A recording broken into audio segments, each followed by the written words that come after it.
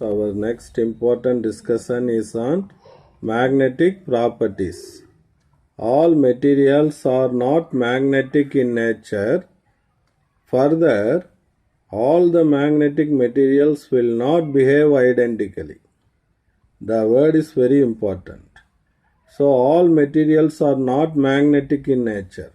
எல்லா மெட்டீரியலுமே magnetic material கிடையாது. Wood plastic எல்லாம் மேக்னெட்டிக் மெட்டீரியல் கிடையாது. But all the magnetic material will not behave identically. எல்லா மேக்னெட்டிக் மெட்டீரியலும் ஒரே மாதிரி பிஹேவ் பண்ணாது. சிலது ஸ்ட்ராங் மேக்னெட்டைசேஷன் பவர் இருக்கும், சிலதுக்கு வீக்கான மேக்னெட்டிக் பவர் இருக்கும். So in order to differentiate one magnetic material from other, ஒரு மேக்னெட்டிக் மெட்டீரியலை வேறொரு மெட்டீரியல்லேருந்து வித்தியாசப்படுத்துறதுக்காக some parameters are used which are discussed one by one. First one is the magnetizing field. The letter used for magnetizing field is H. இப்போ பார்ப்போம், ஒரு இரும்பு ஆணி இருக்கு. இதை நான் என்ன பண்ணணும் அப்படின்னா காந்தமாக மாற்றணும். அப்போ இதுக்கு எவ்வளவு மேக்னெட்டிக் ஃபீல்டு கொடுத்தா இது மேக்னெட்டாக மாறும். That is called magnetising field H. So magnetic field which is used to magnetise a sample or specimen is called magnetising field அப்படின்னு சொல்லுவோம். It is denoted by letter H. So formula the current I by R. R is the distance. Okay. So அதனால இதுக்கு unit வந்து ampere per metre. அதான் ampere metre inverse அப்படின்னு சொல்கிறோம். The next important is magnetic permeability. It measures the ability of the material to allow the passage of magnetic field lines through it. So எந்த அளவுக்கு magnetic field லைன்ஸை அது வழியாக செல்ல அனுமதிக்குதோ அதுதான் magnetic permeability. For example இங்கே iron எடுத்துக்கிறோமா, so iron என்ன பண்ணுது, அதிகமாக மேக்னெட்டிக் ஃபீல்ட் லைன்ஸை அது வழியாக பாஸ் பண்ண அலோவ் பண்ணுது.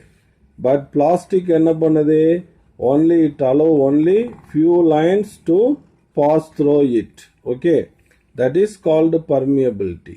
Permeability is the passage of magnetic field lines through it. Or இது வரைக்கும் ஒரு டெஃபினிஷன் எழுதலாம். இதிலிருந்து இது வரைக்கும் 2 மார்க்கில் ஃபுல்லாக கூட நீ எழுத வேண்டியதில்லை. இது வரைக்கும் ஒரு டெஃபினிஷன் எழுதலாம். இன்னொரு டெஃபினிஷன் என்ன சொல்கிறான் அப்படின்னா, it is a measure of capacity of the substance to take magnetisation. So அதை எவ்வளவு சீக்கிரம் நம்மளால் மேக்னடைசேஷனாக காந்தமாக மாற்ற முடியும் அப்படிங்கிற ரெண்டாவது டெஃபினிஷன். மூணாவது டெஃபினிஷன் வந்து the degree of penetration of magnetic field through the substance. So அந்த சப்ஸ்டன்ஸ் வழியாக மேக்னெட்டிக் ஃபீல்டு எவ்வளோ பெனட்ரேட் ஆகுது, இந்த மாதிரி 3 டெஃபினிஷனாக பிரித்து கொடுத்துருக்கான். அதில் எப்பயுமே இந்த ஃபர்ஸ்ட் ஒன்னை ப்ரிப்பேர் பண்ணிக்கங்க. அடுத்து இன் ஃப்ரீ ஸ்பேஸில் நம்ம பர்மியபிலிட்டியை நம்ம என்னன்னு சொல்லுவோம் அப்படின்னா, it is denoted by mu naught. Permeability of free space or vacuum அப்படின்னு சொல்லுவோம். ஸோ மியூ நாட்டுக்கு வேல்யூ ஆல்ரெடி சொல்லியிருக்கேன், ப்ராப்ளமும் போட்டிருக்கோம். 4π × 10⁻⁻7 ஹென்ரி பர் மீட்டர் அப்படின்னு சொல்லுவோம். அடுத்து இன் மீடியம், இது எங்கன்னா மியூ நாட்னா air or vacuum or free space. இதே இது ஒரு மெட்டீரியல் ஒரு மீடியம் இருந்துச்சுன்னா permittivity of the medium is mu. அடுத்து இந்த வேக்கம் பெர்மிட்டிவிட்டி, அதாவது பர்மியபிலிட்டி ஆஃப் ஃப்ரீ ஸ்பேஸையும் பர்மியபிலிட்டி ஆஃப் த மீடியமையும் ரிலேட் பண்ணுறது தான் ரிலேட்டிவ் பர்மியபிலிட்டி. இதெல்லாம் ஃபர்ஸ்ட் லெசனில் பர்மிட்டிவிட்டி எப்சிலான்னு சொன்னோம், இங்கே எப்படி சொல்கிறோம். ஸோ எப்பயுமே ஞாபகம் வைக்க வேண்டியது mu equal to mu naught mu R. அங்கே epsilon equal to epsilon not epsilon ஆர்னு சொன்னோம், இங்கே mu equal to mu naught mu R. அப்போ இதிலிருந்து மியூ ஆர் ஈக்குவல் டு என்னன்னு வந்துடும், மியூ பை மியூ நாட். அப்போ relative permittivity is the ratio of relative permeability is the ratio of permeability in the medium to the permeability in free space. So ரெண்டும் same டைமென்ஷனலாக இருக்கிறதுனால relative permeability is the dimensionless quantity. அதுக்கு என்ன கிடையாது, relative பர்மியபிலிட்டிக்கு மட்டும் unit கிடையாது. அடுத்து one word question, relative permeability for air or vacuum வந்திருந்தா equal to 1. So medium for any other medium, so மீடியம்னா எப்படி எடுத்துக்கலாம், அதர் தேன் ஏர். ஏர் இல்லாமல் வேற மீடியத்துக்கு relative permeability value is greater than 1 அப்படின்னு சொல்லலாம். அடுத்து பாருங்க, intensity of magnetization. So intensity of மேக்னடைசேஷன்னா என்ன சார்?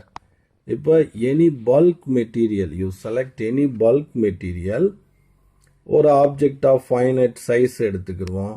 அதில் என்ன இருக்கும்னா all materials are made up of ஆட்டம்ஸா. ஆட்டம்ஸில் என்ன பண்ணிகிட்ருக்கோம், electrons are in orbital motion. அப்போ எலக்ட்ரானுங்கிறது என்னது, நெகட்டிவ் சார்ஜ்டு பார்ட்டிக்கல். அப்போ எலக்ட்ரான்ஸ் வந்து என்ன பண்ணிகிட்ருக்கு, it revolve around the nucleus. அப்போ electron is a negative charged particle.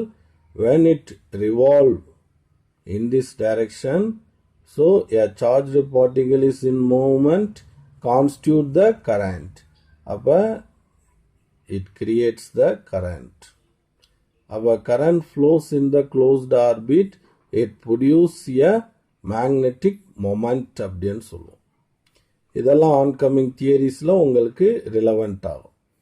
அப்போ a substance have large number of atoms, so in each atom electrons move in the circular orbit, orbital motion, so it creates the current, so each atom possess magnetic moment அப்படின்னு சொல்லுவோம்.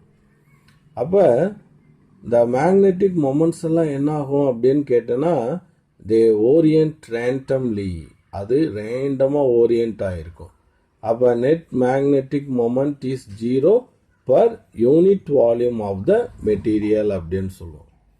இப்போ when such a material is kept in an magnetic field, the atomic dipoles are induced and they try to align partially or fully along the direction of external field. அப்போ வந்து இதுதான் அந்த மெட்டீரியல்னு வச்சுக்கோங்க. அப்போ அந்த அட்டாமிக் டைபோல்ஸ் எல்லாம் என்ன ஆகும் அப்படின்னா, தி ஓரியன்டட் இன் ரேண்டம் டைரக்ஷனில் இருக்கும். ஒவ்வொன்றும் ஒவ்வொரு டைரக்ஷனில் இருக்கும்.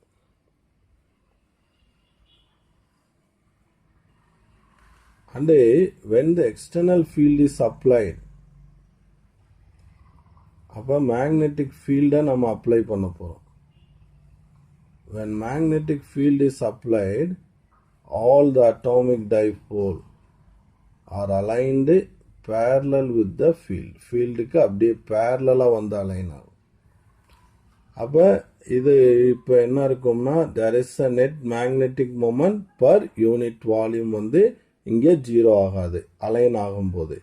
அப்போ அதை தான் நம்ம என்னன்னு சொல்லுவோம்னா intensity of magnetization. Net magnetic moment per unit volume of the material is known as intensity of magnetization. It is a vector quantity அப்படின்னு சொல்றோம். அப்போ magnetic moment per unit volume. அப்போ magnetic momentனா நம்மளுக்கு என்னன்னு தெரியும். So it is the product of pole strength and length of the magnet. Pole ஸ்ட்ரென்த்துக்கு unit என்னது, ampere metre. அப்போ லென்த்துக்கு ஒரு மீட்டர், அப்போ போல் ஸ்ட்ரென்த்துக்கு ஆம்பியர் மீட்டர் ஸ்கொயர் அப்படின்னு வந்துடும். அப்போ மேக்னெட்டிக் மொமெண்ட்டுக்கு வந்து ஆம்பியர் மீட்டர் ஸ்கொயர். இங்கே வால்யூம்க்கு என்ன போடுவோம், ஒரு மீட்டர் கியூப் போடுவோமா. அப்போ இது கேன்சல் ஆச்சுன்னா இங்கே எம் மட்டும் வரும், மேலே வந்துச்சுன்னா m⁻⁻1. This is the unit of intensity of magnetization ampere meter power minus 1. ஓகேவா? இப்போ வந்து for a bar magnet எடுத்துக்கிறோம். pole strength qm, length is 2l. and the bar magnet உடைய area of cross section a அப்படின்னு எடுத்துக்கிறோம். அப்ப for a bar magnet pm equal to என்னது? qm into 2l. so volume அப்படின்னா வால்யூம்க்கு general formula area into length. Length of the magnet வந்து 2l. அப்போ 2l into ஏன்னு போட்டுக்கிறேன். அப்போ அடுத்து இன்டென்சிட்டி ஆஃப் மேக்னடைசேஷனுக்கு மேக்னெட்டிக் மொமெண்ட் அதாவது pm பை வால்யூம். அப்போ இதுதான் ஒரு மேக்னெட் அப்படின்னு வச்சுக்கோங்க. இதனுடைய length 2l. Area of cross செக்ஷனோட வேல்யூ a. அப்போ வால்யூம்னா ஏரியா இன்டு லென்த். லென்த் வந்து 2l. இங்கே போட்டாச்சு. பிஎம்க்கு ஃபார்முலா தெரியும். qm into 2l. 2l cancel. அப்போ intensity of magnetization is another formula of intensity of magnetization பார்த்தோன்னா pole strength by area of cross section. இந்த ஃபார்முலா யூஸ் பண்ணலாம் அல்லது இந்த ஃபார்முலா யூஸ் பண்ணலாம். அப்போ இப்போ செகண்ட் ஃபார்முலாவிலிருந்து இன்னொரு டெஃபினிஷன் சொல்வோம். That is ratio of pole strength per unit area. அடுத்து வந்து magnetic induction or total magnetic field. So total magnetic field, magnetic இண்டக்ஷன்னாவே டோட்டல் மேக்னெட்டிக் ஃபீல்டை தான் குறிக்கிறது. மேக்னெட்டிக் இண்டக்ஷன்னாவே பிங்கிற லெட்டரை யூஸ் பண்ணுவோம். அப்போ இப்போ வந்து ஃபார் எக்ஸாம்பிள் இது எப்படி சார் நம்ம சொல்கிறது அப்படின்னு கேட்டோன்னா, consider a coil. Now it is placed in vacuum. Now a current is allowed to pass through it. அப்போ இதுக்குள்ளே என்ன ஆகும்? கரண்ட் போகும்போது இதில் ஒரு magnetic field, magnetic induction create ஆகிருக்கும். That is called B0. Now we insert a magnetic substance. ஒரு iron, aluminium, nickel, cobalt இந்த மாதிரி ஒரு மெட்டீரியலை இப்போ அயன்னு வச்சுக்கிடுவோம். இந்த காயிலுக்குள்ளே இன்சர்ட் பண்ணியிருக்கேன். Now same current is allowed to pass through the coil. Now the magnetic induction value is increased many times. அப்போ மேக்னெட்டிக் இண்டக்ஷன் என்ன ஆகும் அப்படின்னா பயங்கரமாக முன்னாடி இருந்ததை காட்டிலும் அதிகமாக இருக்கும். அது ஏன் சார்னு கேட்டேன்னா, வேக்கமில் இருக்கும்போது இருந்த மேக்னெட்டிக் இண்டக்ஷனும் இருக்கும், இந்த மெட்டீரியல்லையும் ஒரு அந்த அட்டாமிக் டைபோல்ஸ் எல்லாம் யூனிஃபார்மாக அலைன் ஆகும். அதனால் ஒரு magnetic induction is created inside the material. So the total magnetic field is sum of magnetic induction in vacuum plus magnetic induction created in the material. அப்படிங்கிறது தான் இந்த 2 mark question. So the magnetic induction inside the specimen is equal to the sum of magnetic field produced in vacuum due to the magnetizing field and the magnetic field due to the induced magnetism of the substance அப்படின்னு சொல்கிறோம். அப்போ இங்கே வந்து ஒரு formula இருக்குது, general formula. அது உங்களுக்கு இந்த சிலபஸில் கொடுக்கல. B equal to mu h, அதாவது mu equal to B by h. அந்த ஃபார்முலா தான் இங்கே யூஸ் பண்ணியிருக்கான். அப்போ இங்கே B0ங்கிற இடத்துல mu0 hன்னு போட்டிருக்கோம். ஏன்னா அந்த மேக்னடைசிங் ஃபீல்டு தான் அங்கே வந்து அதை மேக்னட்டாக மாற்றுது. அடுத்து மெட்டீரியலில் என்ன இருக்கும்? இன்டென்சிட்டி ஆஃப் மேக்னடைசேஷன் M இருக்கும். அப்போ இங்கே பிஎம் இருக்கிற இடத்துல mu0 m அப்படின்னு போடணும். ஏன்னா அந்த அட்டாமிக் டைபோல்ஸ் எல்லாம் கரெக்டாக அலைன் ஆகி நம்மளுக்கு அங்கே ஒரு இன்டியூஸ்டு மேக்னட்டிசம் கிரியேட் ஆகும். தட் இஸ் mu0 m அப்படின்னு போகிறோம். அப்போ இதிலேருந்து mu0 காமனாக எடுத்துட்டோம்னா H plus M அப்படின்னு ஒரு ரிலேஷன் கிடைக்குது. ஸோ இதனுடைய கண்டினியூஷனை 3.9 எக்ஸாம்பிளில் பார்ப்போம். ஓகேவா? அடுத்து மேக்னெட்டிக் சசப்சபிலிட்டினா, இப்போ அயானை வச்சுருக்கோம் அப்படின்னா கொஞ்சம் மேக்னடைசிங் ஃபீல்டு கொடுத்தாவே அது டக்குன்னு காந்தமாக மாறிடும். வேறொரு மெட்டீரியல் எடுத்தேன்னா இப்போ வேற மேக்னீஷ் ஆர் சம் அலாய்ஸ் எடுத்தோம்னா it takes time to get magnetised. அப்போ மேக்னெட்டிக் சசப்சபிலிட்டி அப்படிங்கிறது என்னது அப்படின்னு கேட்டோன்னா, how easily or how strongly a substance get magnetised. எவ்வளவு வீக்காவோ எவ்வளோ ஸ்ட்ராங்காவோ அது காந்தமாக மாறுதோ அதை தான் மேக்னெட்டிக் சசப்சபிலிட்டி அப்படிங்கிறோம். when a substance is kept in magnetizing field, ஒரு மேக்னடைசிங் ஃபீல்டில் வைக்கும்போது magnetic susceptibility gives information about how a material respond to the external magnetic field. external magnetic field எப்படி ரெஸ்பான்ஸ் பண்ணுது, அதாவது how easily and how strongly a material can be magnetized. எவ்வளோ ஈஸியாக அல்லது எவ்வளோ ஸ்ட்ராங்காக அந்த மெட்டீரியல் மேக்னடைஸ் ஆகுது. இதை இன்னும் எப்படி டிஃபைன் பண்ணலாம் அப்படின்னு கேட்டேன்னா, ஸோ சசப்சபிலிட்டிக்கு இந்த சிம்பல் கை எம் அப்படின்னு சொல்லுவோம். It is defined as the ratio of intensity of magnetisation to the magnetising field அப்படின்னு சொல்லுவோம். எம்முக்கும் ஹச்சுக்கும் ஒரே டைமென்ஷன் தான். அதனால் சசப்சபிலிட்டிக்கு என்ன வராது, டைமென்ஷன் வராது, no unit. So it is a dimensional quantity அப்படின்னு சொல்கிறோம். சில மெட்டீரியலுக்கு மேக்னெட்டிக் சசப்சபிலிட்டி வேல்யூ இந்த டேபிளில் நம்மளுக்கு கொடுத்துருக்கான். ஸோ ப்ளஸில் இருந்துச்சுன்னா அதெல்லாம் ஸ்ட்ராங்காக சீக்கிரமாக ஸ்ட்ராங் மேக்னெட்டாக மாறும். அப்போ நெகட்டிவில் இருந்துச்சுன்னா அதெல்லாம் கொஞ்சம் வீக்காக மேக்னெட்டாக மாறும் அப்படின்னு அர்த்தம்.